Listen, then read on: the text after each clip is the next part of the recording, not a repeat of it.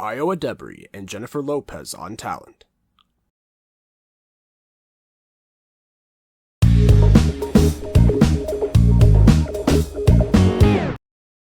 Hello, you guys. Welcome back to the Cake Radio Show. I'm the CakeDive, and I hope y'all are doing well because today we are going to be talking about Xbox.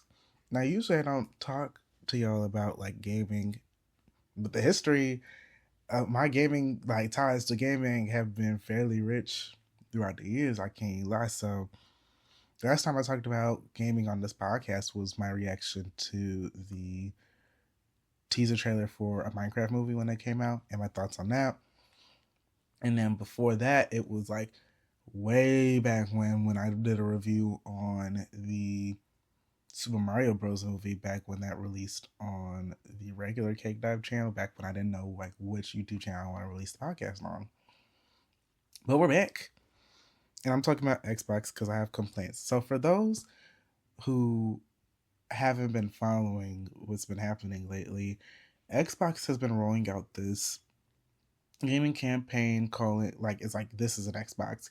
And basically the campaign is designed to promote the fact that Xbox has cloud gaming, the Xbox Game Pass subscription on PC, on mobile, and basically is promoting the fact that you don't need an Xbox console to play Xbox.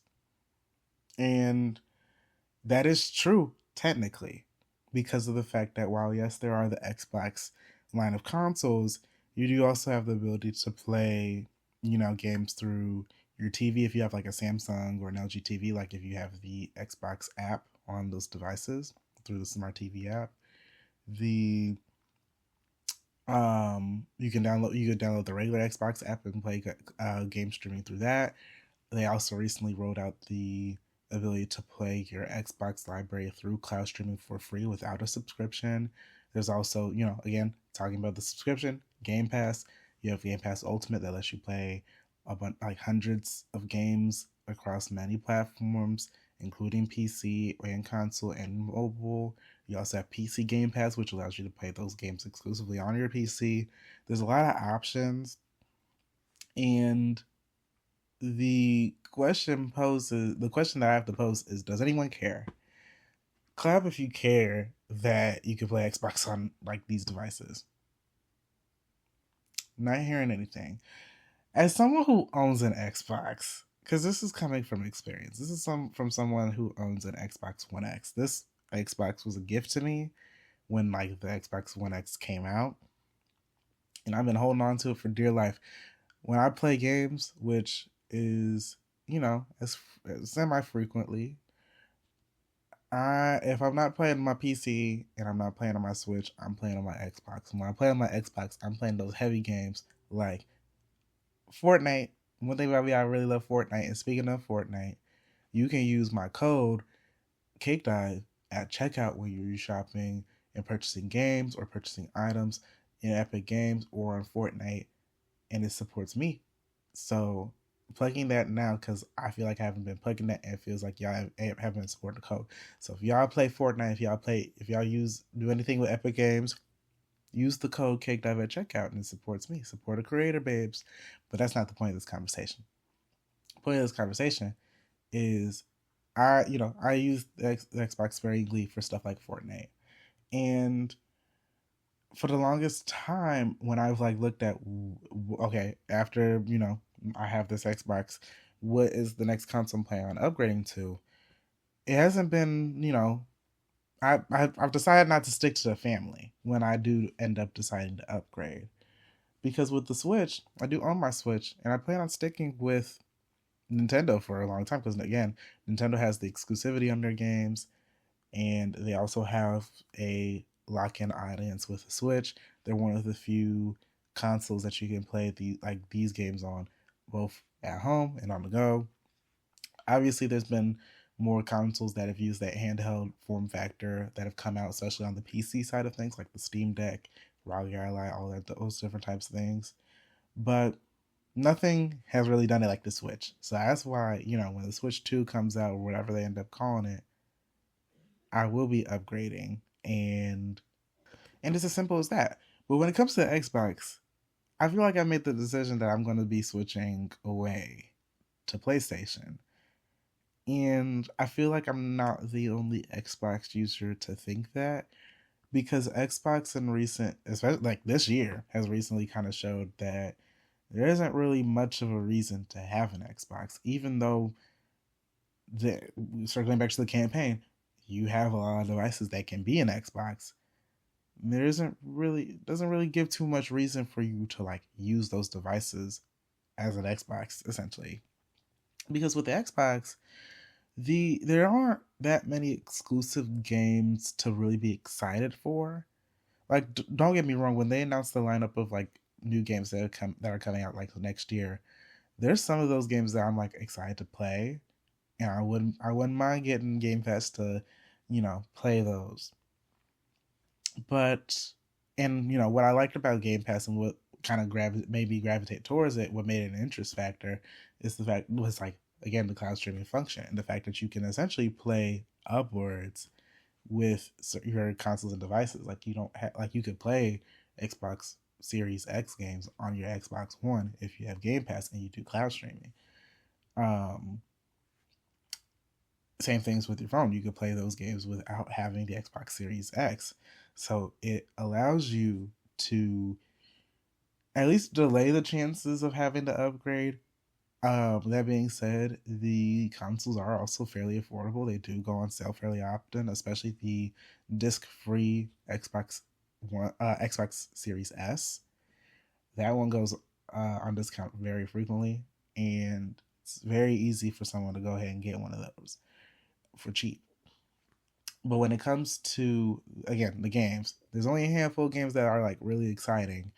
And as we saw with this year, there have been multiple times throughout the year in which they've just decided to make games available on PC. So the exclusivity, the allure of having an exclusive um, game to play on this console or on this platform doesn't really exist, because for someone who doesn't have it, like if you were someone who doesn't have an Xbox, why would you purchase an Xbox to play a game that would eventually be available to play on PC or on other consoles? Because some of the exclusive games that have been available for the Xbox Series S and X and the One are now available to play on PlayStation. And even some of these games not too long after release on Xbox. And I believe one of these games, I'm forgetting which one. Y'all let me know in the comments what there was one game that they released that ended up being on like then like I don't know if it released first on PlayStation and then became available on Xbox, or if it was like they were available on both, but there was an issue with the Xbox version. And at one point, like the PlayStation version was at a better quality to play than the PlayStation one was better to play than the Xbox one. That is crazy, and it really defeats the purpose of having an Xbox. And when you put the console aside and you look at like the abilities to play on other platforms and devices, it's very again kind of questionable why you would use like the Xbox platform to do that when there's other options as well. I know PlayStation, like to tug on PlayStation's wig a little bit, they really weren't dedicating too much in the cloud streaming space with PlayStation Now until only recently, when they realized, hey, Xbox is kind of dominating the space and then everyone else is kind of getting into it. We may need to like actually use the platform that we have had for years and actually push that a little bit more. So they like upgrade PlayStation Plus and stuff like that. And they also released the PlayStation Cloud, which I kind of think is a little bit stupid still. Like it kind of has shown a little bit of usability, but only in the cloud streaming space and or like remote play. So for that instance, it's kind of like, okay, like if you're a PlayStation user, you have PlayStation Now, and then you also have some of the cloud streaming abilities with like NVIDIA that they offer. I think Steam also offers some cloud streaming availability as well. There used to, rest in peace Stadia, because that used to exist as well at one point. Like there were a lot of options, and there still are a lot of options to play PC games on the go. even with Stadia gone, Google released like Google Play PC, and you can play games on that on like in that way as well.